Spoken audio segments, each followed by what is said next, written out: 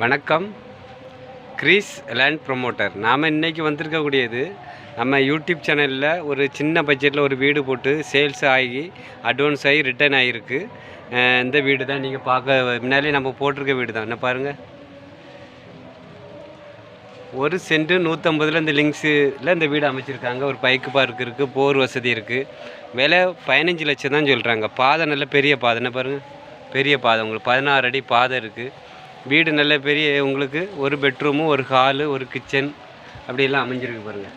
எல்லாமே இருக்குது உங்களுக்கு.